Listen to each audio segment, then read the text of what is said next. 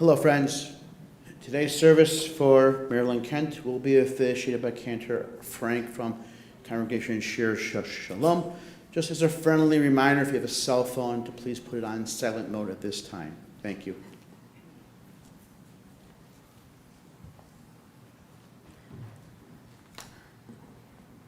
Adonai Adam Utitayehu Ben Enosh Vatchashehu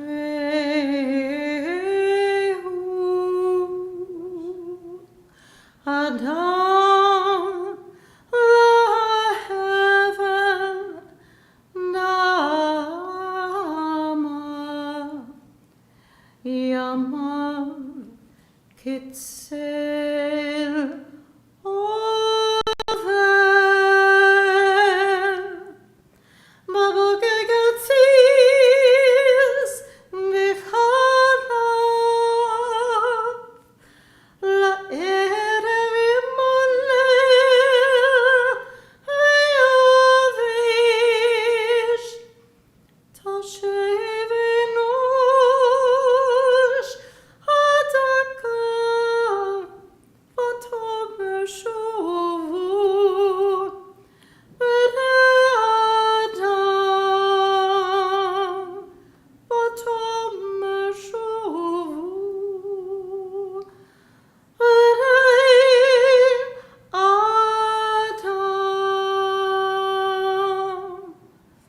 Adonai, what are we? That we have regard, that you have regard for us.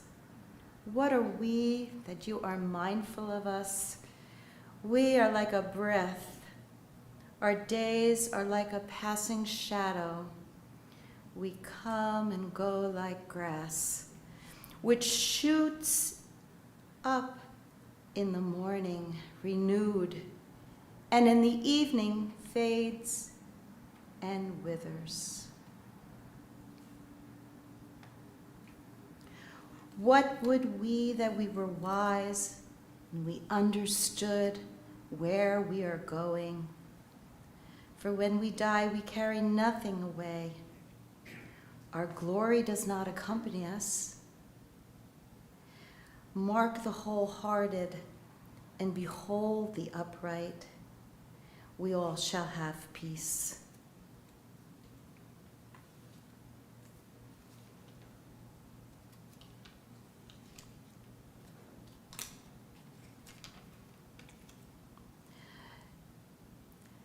Death has taken away our beloved Marilyn. Lost in sorrow, may we find the presence of loving friends and family. Hear us, O God. For Marilyn's love that united us in life and for which death cannot sever, for her companionship that we all shared along life's path, and which continues through the tenderness of memory, for the gifts of her heart and mind that brought us joy and happiness, and is now a precious remembrance. For all these and more, we give our thanks to God.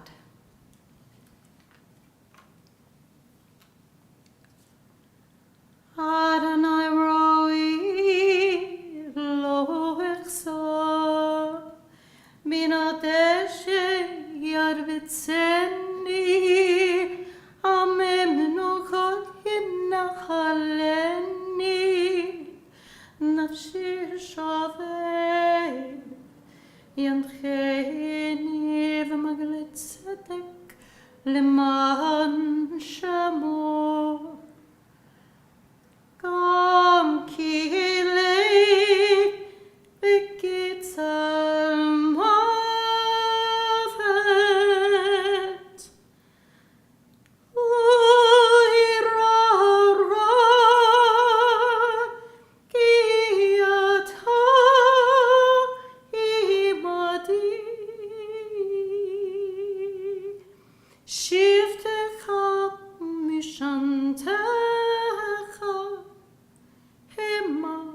הנחמוני,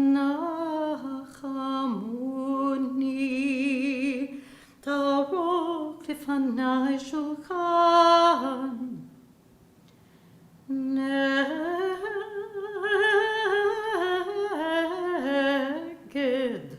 סוררי,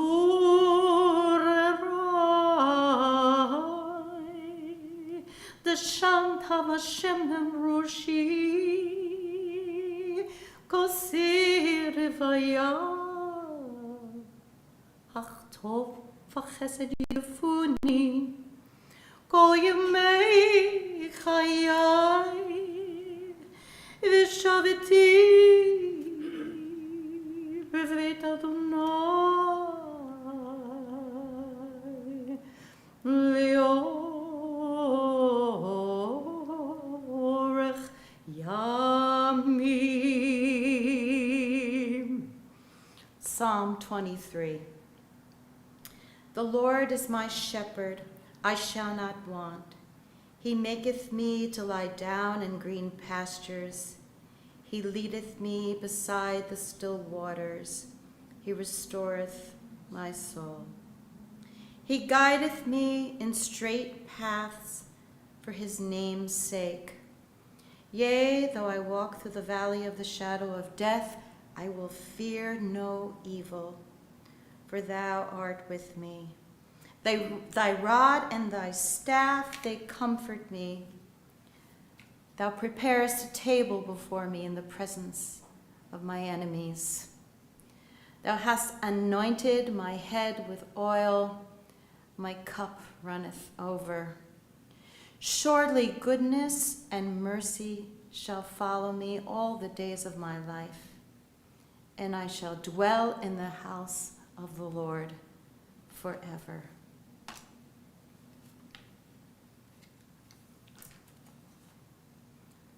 From Ecclesiastes. For everything there is a season, a time for every experience under heaven, a time to be born, a time to die, a time to plant, and a time to uproot what is planted, a time to tear down and a time to build up, a time to weep and a time to laugh, a time to grieve and a time to dance, a time to throw stones and a time to gather stones, a time to embrace and a time to refrain from embracing, a time to seek and a time to lose, a time to keep and a time to discard, a time to tear and a time to sow, a time to keep silence and a time to speak.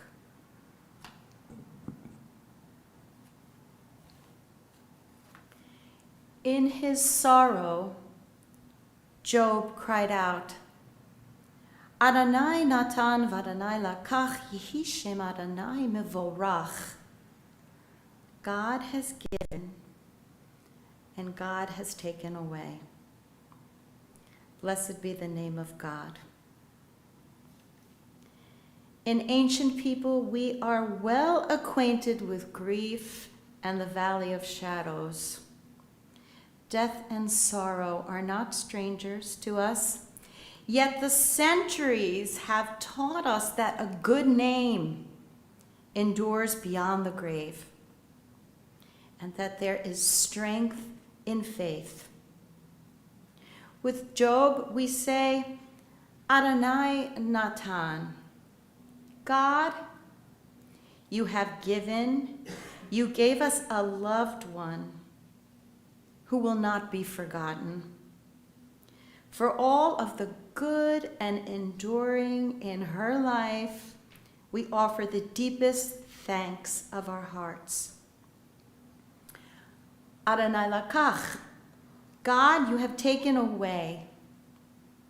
We pray for the strength to turn our broken hearts into an altar of trust, before which we acknowledge your sovereignty and love, as we say, Yehi Shem Adonai Mevorach, blessed be the name of God, now and forever. So I have a eulogy that Rabbi Alex Lazarus Klein wrote, which I will share with you now after meeting on Zoom with many family members. He's under the weather right now. I am Cantor Arlene Frank, and I'm here to serve you right now. If you have any trouble hearing me, just raise your hand, because I can increase the level here. Good? Good, okay. From Rabbi Alex. To the extended Kent network, I offer my condolences. I am heartbroken not to be there in person, but hope these words will serve as a measure of comfort. While I have not met all 6 children, 12 grandchildren, and 5 great-grandchildren, I have met many of them and know what outstanding human beings you are, and what a big loss this is for you, as well as us at Congregation Shir Shalom. First, let me reflect briefly on the wisdom you shared with me last night in our wonderful Zoom session. Each of you who spoke shared with me about what an outstanding human being your mom, grandmother, and aunt was, and what a role model she was for you. Ken, you mentioned the nickname that she used with her grandchildren. Not Safta, as we say in Hebrew, but Softy. This was her way of telling the next generation that she was approachable and loving, and she cared deeply for each and every one of you, and would do anything and everything to make your life easier, no matter what it took. Gordy, you also mentioned that your mother did not have an extensive education, but she made sure that her children did. Between the 6 of you, there are 5 doctorates and 4 postgraduate degrees. She, along with Henry, were your fiercest allies in anything related to school. Gordy, you said you would not have made it through your doctorate without her help. You shared about her deep devotion to her husband, your father, Henry, supporting him in his job amongst other things as a bookkeeper, and even continuing on in that role after his death, until she no longer had the strength to do so. I heard many stories of her stopping at a moment's notice to support a family member during a birth or in recovering after a death. Joelle, you spoke about how much Marilyn went out of her way for her parents, her brother, and sister-in-law, and Gordy mentioned what a strong, loving connection Marilyn had with your late wife, Nomi, her first official daughter-in-law. There was really no length she would not go to help you guys out. She loved music, even aspiring to be an opera singer, and particularly songs about the Passover Seder. I see some smiling out there. She was a voracious reader and encouraged her children to be as well. She also was a lifelong learner, always trying to grow as a human being. She loved Judaism, particularly Reform Judaism. And while she was not always the best cook, she made a mean raisin and later chocolate chip challah. Well, that's no small feat. She loved traveling, particularly to her beloved Israel. Mostly it was her softness that stood out in our conversation, how she would hold your hands, even when she no longer could really share her words. I am moved by all you shared and hold your words deeply in my heart. I'm speaking for Rabbi Alex right now. As to my relationship with Marilyn, we first met when Congregation Shir Shalom was first formed in the summer of 2012. I can see from that very first meeting that she was formidable. She possessed a quiet strength, a rugged determination, a generosity of spirit, a deep sense of honesty and integrity, and an implicit love of Judaism. To be honest, at first, I was a little intimidated. Like many of the older women from Temple Beth Am, she was a little skeptical of me at first. Who was this newcomer to our congregation? But over time, she warmed up to me, and we ended up feeling a close connection for one another. She came every week to Torah study, always sitting in one of the back seats in the library, occasionally even bringing her grandchildren along with her. In the group, she often shared stories about her family and Jewish rituals that they conducted together. Whenever she spoke, everyone stopped to listen. When her health began to fail her several years ago, it was a big loss to myself and the overall community. We especially missed her in Torah study. We immediately missed her warmth and dependability.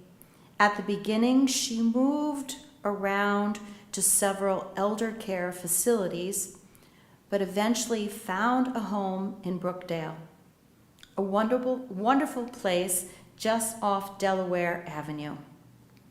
There weren't many Jewish residents, so she and Liz and Jess made a point of inviting me and conducting Jewish programming on the holidays. We waved the lulag and etrog for Sukkot. We lit an electric menorah for Hanukkah, and passed around matzah and told the story of Passover. In the week before the pandemic officially began in March 2020, I gave her and the other Jewish residents a big wooden grogger, that's a noisemaker, to wave around. Marilyn definitely did it with the most vigor. It brought me such joy to see her so happy. She has taken a leadership role even at Brookdale.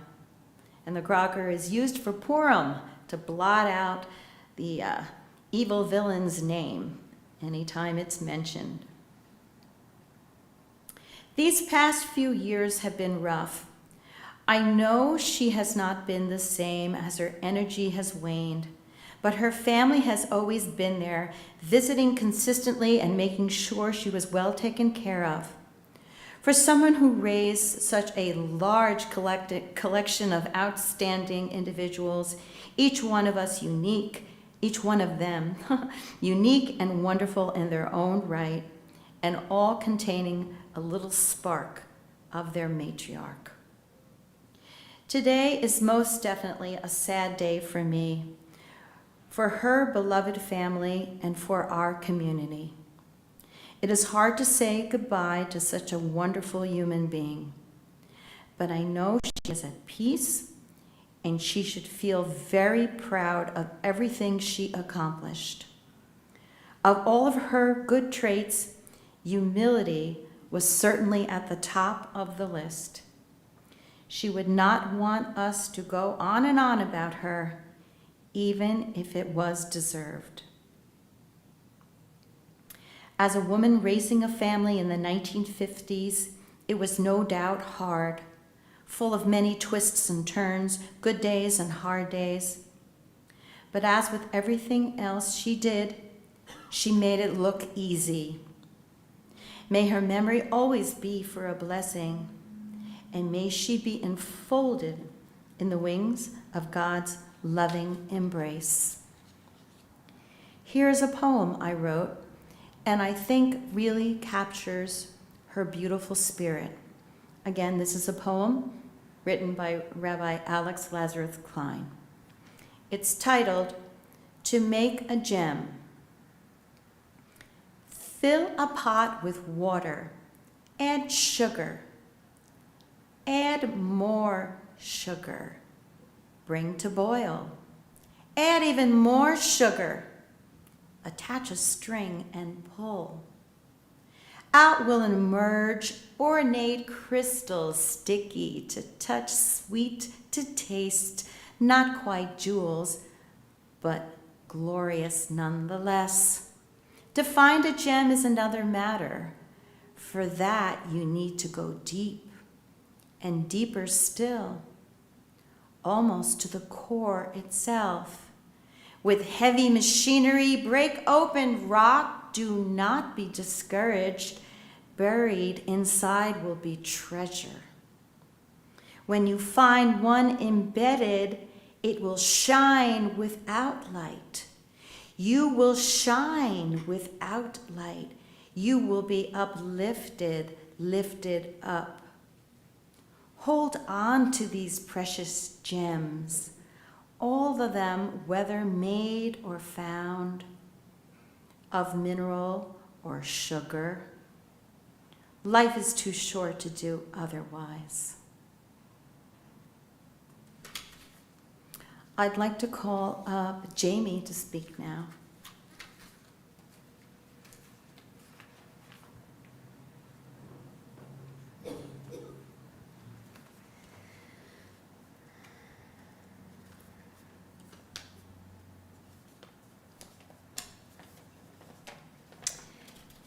Thank you, Cantor, and thank you to Rabbi Alex for those beautiful words. And thank you also to everyone who is here today. It's very touching, and I know that there are many people who are watching through streaming. So I am Jamie Kent Hamelberg. I am the youngest of the 6 Kent children. And when I think of my mom, it's hard not to also think of my father. My mom had a great love affair with my dad. They started dating when she was 14. They were engaged at 16, and they were married when she was 18. They were married for over 50 years. After my dad went back to school and became a dentist, my mom ran his practice. She did the billing, she handled insurance claims, arranged for the advertising, and did the hiring and the firing. She managed the office, and as the cantor mentioned, she became a very skilled bookkeeper. Some of my earliest memories were sitting at our dining room table with my mom. I would have a crayon in my hand, and I would make check marks in a receipt book as my mother read off payments from patients and from insurance companies. She taught me at a young age to use an adding machine and how to track payments on spreadsheets. She taught me that even if a column of numbers was off by 1 penny, that you had to find where the discrepancy was. She believed that it was important to be exact, a skill she learned from her father, who was an accountant. In some ways, my mom was a product of her time. In our family, my dad thought that he was the boss, and my mom definitely made him feel like he was in charge. However, we kids all knew that my mom really ran everything. She ran the business, and she ran the home. My mom firmly believed in the importance of education. She actively participated in each child's education. She not only believed in this for her children, but she believed in this for herself as well. My mom regularly took college courses, both at community colleges and at universities, on topics that were so diverse. They ranged from literature to religion to computer science. And in that regard, she really was a woman that was ahead of her time. She recognized early on that computers would transform businesses and households. She started taking the computer science classes before offices even regularly had computers. She was the first person I knew to have a cell phone. She texted long before I ever did. She bought a laptop and she carried it with her before laptops were commonly in use. She had an iPad before I even knew what an iPad was. My mom's love of learning included Jewish topics. As the cantor mentioned, she participated in Torah study groups at her synagogue and elsewhere at the Discovery Center, and she was a regular member of a class on current events that was viewed through a Jewish lens. My mom also believed that she could learn and master whatever skills she put her mind to. I remember when she really perfected her skills in crocheting and knitting, we would go to a clothing store and would see a nice sweater vest for me, and she would say, "Oh, I can make that, no problem." So we would buy the vest, and she would take it home, and she would use it to copy and make a sweater vest for me, with the idea that we would later return the sweater vest that we had bought. But we very rarely returned the original one, so I ended up with both pieces. So I really, made out on I had the good end of that deal. But more importantly than having these beautiful sweater vests, my mom modeled for me an attitude that if you wanted to do something or learn something, you could. My mom combined her positive attitude with just being plain nice. She had good manners. She was respectful and sensitive to other people. She used to say that if you have nothing nice to say, don't say anything at all. She was not a gossiper. She liked to discuss ideas, not people. She loved to talk about the current events of the day, whether it was immigration, the state of Israel, or religion. She always knew exactly what was going on, and she wanted to hear your opinion about it. My mom was a good sport. She loved to play games. She was a terrific card player who played bridge, canasta, pinochle, gin rummy, and pishi-peshi. She always traveled with a deck of cards in her pocketbook. She also always traveled with candy. For my mom, anything sweet could be its own separate food group. Peanut M&Ms, licorice, Tootsie Rolls, and chocolate-covered orange peels were some of her favorites. Having sweet things to eat was not just for dessert. Much of her food tasted sweet, like her Lakshman, which had raisins and cups upon cups of sugar. She made pancakes which had the butterscotch morsels, chocolate chips, and sprinkles. When her grandchildren referred to my mom as Softy, we called her pancakes Softy's pancakes, and they were always a big hit. And the challah that she baked every week for Shabbat similarly had chocolate chips, apples, or butterscotch in it. I think for my mom, cooking sweet food was a way to show her family how much she loved them. I think that my mom thought that life was sweet, and her love for her family was sweet, and her food should be too. Sometimes, though, I think she went a bit too far.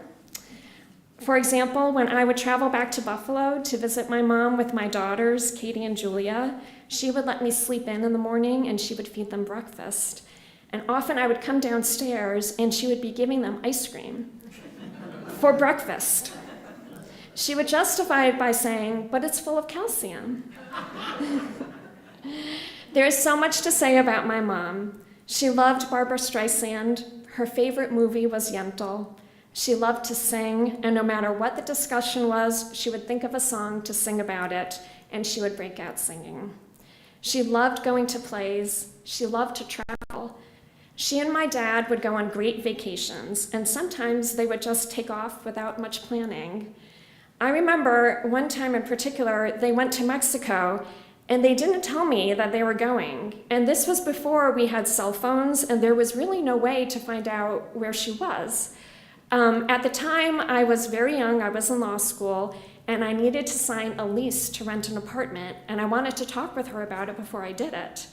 I ultimately was able to get in touch with her, but we used to tease each other about it.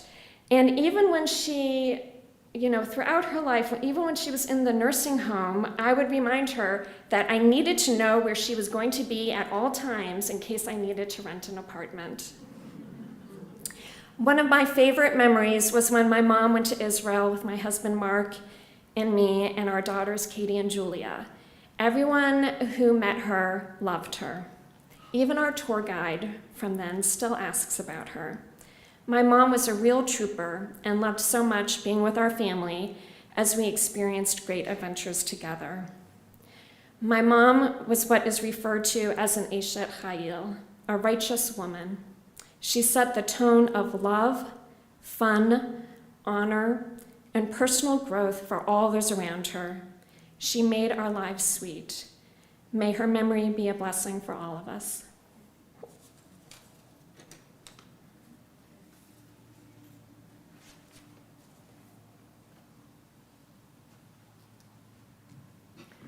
Elizabeth and Jessica are going to share a poem or speak.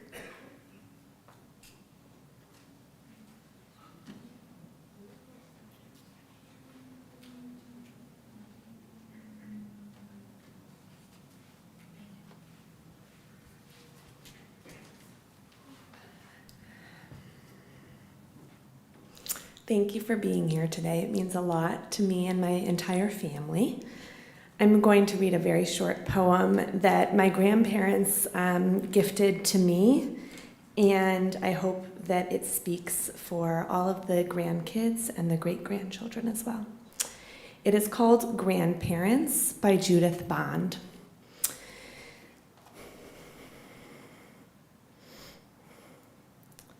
They're the ones who always have a cookie jar for snacking, and lots of bedtime stories too, and loads of jokes for cracking. They've always got some patience for when everyone is hurrying. They'll wait for you to tie your shoe. You'll never catch them worrying about such silly things as how your room got such a mess, or if your pocket's full of rocks, or how you talk and dress. They know about important things like rocking chairs and laps, and even when you are not that tired, their arms are there for naps. Grandparents know about everything a kid needs them to know, especially when it comes to love and how to let it show.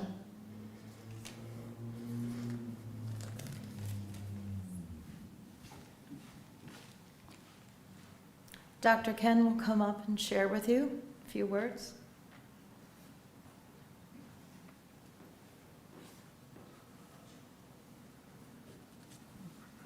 Thank you, Cantor. Thank you, Rabbi. Thank all of you for being here and for being part of our family. Obviously, Softy typifies being a matriarch. Not only was she a great matriarch, but she brought up great matriarchs. Obviously, I'm following in the footsteps of a number of very, very strong women. And as I stand here, not because it's Halloween, but because it's Sukkot, and I see the beautiful harvest, I have to think about Softy and the fact that we are her harvest. We are the byproduct of everything that she's done.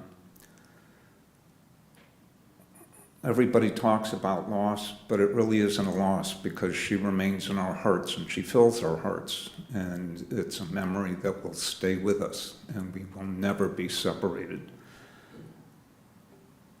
There are so many things that I could reminisce about Softy, about my mom, not just her strength, but her attitude.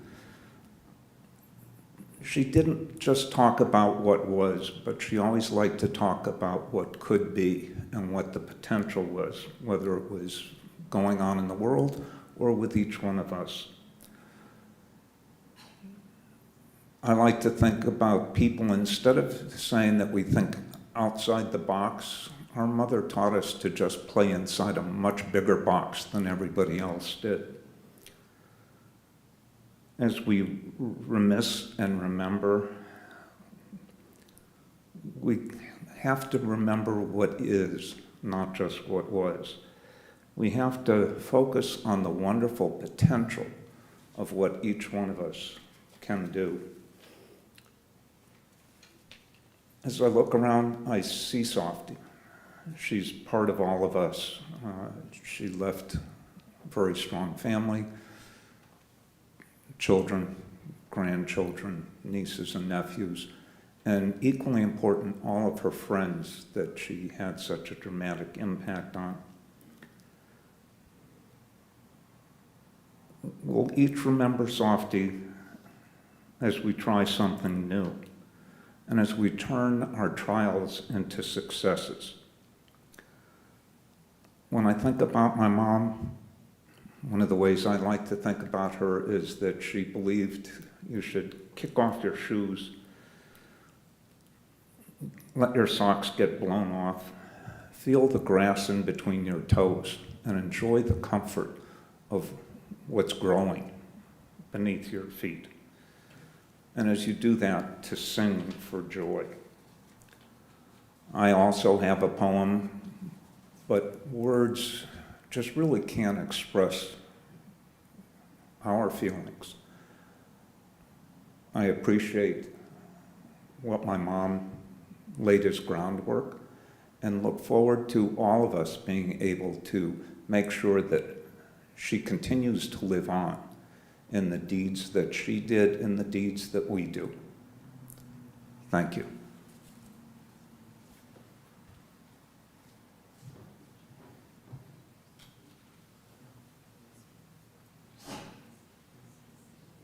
We'll just have a moment of silence, then we'll continue.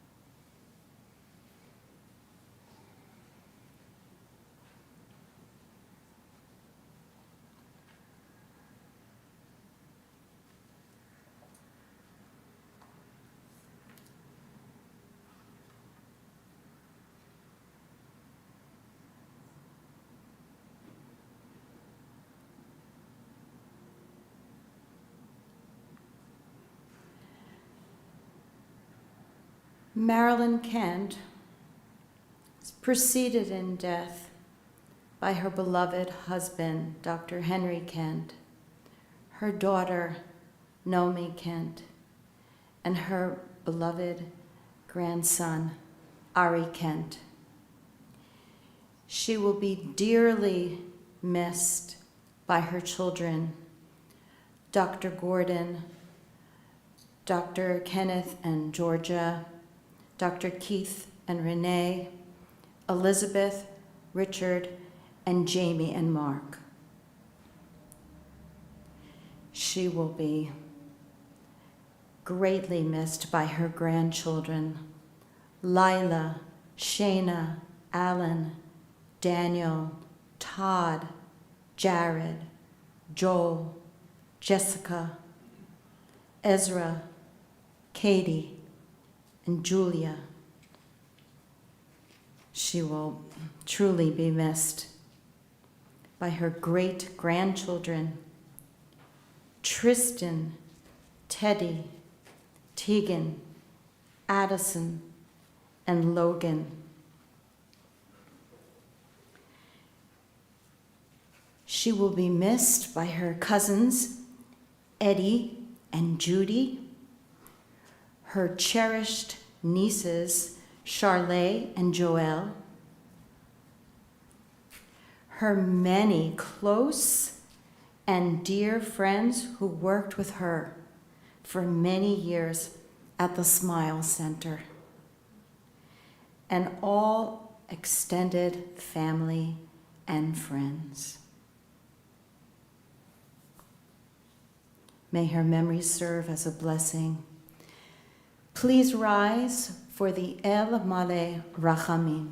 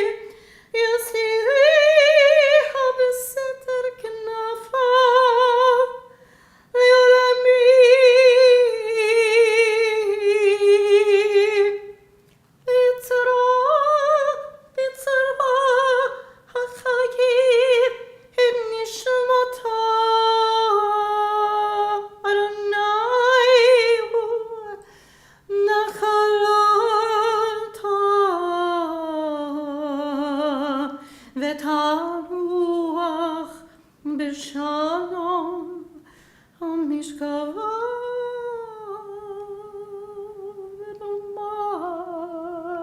Amen.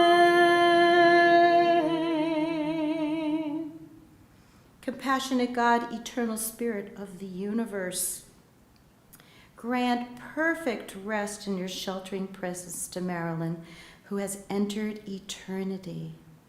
O God of mercy, let her find refuge in your eternal presence, and let her soul be bound up in the bond of everlasting life. God is her inheritance. May she rest in peace, and let us all say, Amen.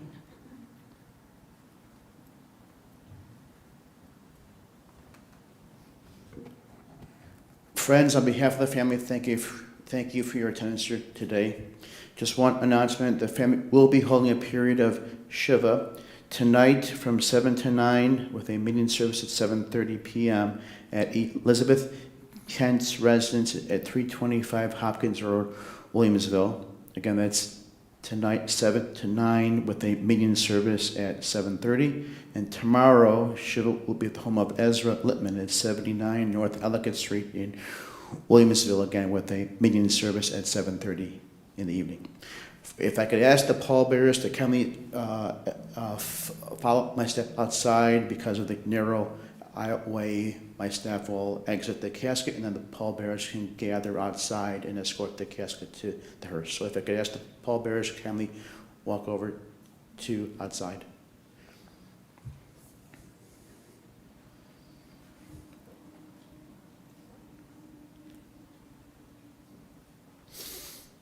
For those of you going to the cemetery to Whitechapel, if I could ask to put your four-way flashers and your headlights on as we go in procession to the cemetery. As a further tribute to Marilyn of blessed memory, please remain standing as the casket exits the sanctuary.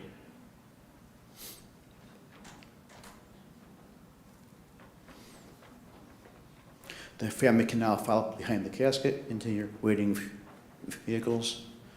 Again, for those of you going to the cemetery, please put your headlights and your four-way flashers on. This does conclude the service here at the sanctuary of Congregation Shir Shalom. May we all go our way in peace. Thank you.